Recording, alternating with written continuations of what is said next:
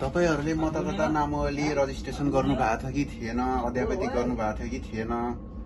तपाईहरूले मतदाता नामावलीमा नाम दर्ता गर्नुभएको भए भोटर आइडीमा त्यसलाई अनलाइन मार्फत कसरी हेर्ने आज म तपाईहरूलाई सिकाउँदैछु।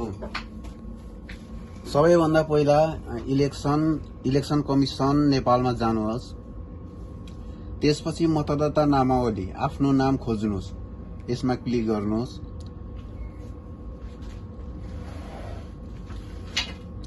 यो वेबसाइट खोलेपछि प्रदेश छान्नुहोस्, तपाईको कुन प्रदेश हो। मैले बागमती प्रदेश छान्छु।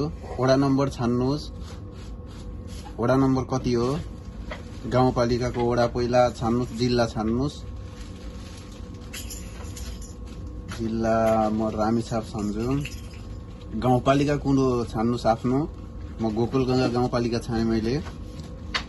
वडा नम्बर छान्नुहोस् कति हो तपाईको। मेरो 6 छान्ने मैले।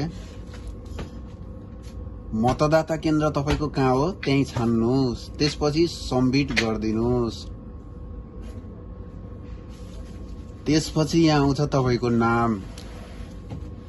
हेर्नुस् यहाँ तपाईको नाम सबभन्दा सुरुमा कुन अक्षरबाट सुरु हुन्छ त्यो अक्षरमा क्लिक गर्नु सबैभन्दा सजिलो। मान्छेहरू तल खोजिरा हुन्छन् अरूले, त्यसो नगर्नुहोस्।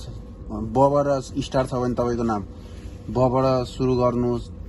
केबाट छ त्यो स्टार्ट गर्नुहोस्। पहिला म सुरु गरिदिन्छु, नबाटै सुरु गर्दै। ल हेर्नु, न जतिको सबै मान्छेको नाम यहाँ आयो।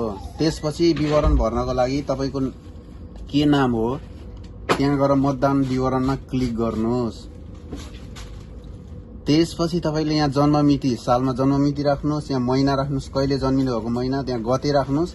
त्यसपछि यहाँ क्लिक गरेर नागरिकताको प्रमाणपत्र नम्बर राख्नुहोस्। त्यसपछि म रोबोट होइन भनेर यहाँ क्लिक गरेर सबमिट गरिदिनुहोस्। त्यसपछि तपाईको फोटो सहितको पुरा विवरण आउँछ।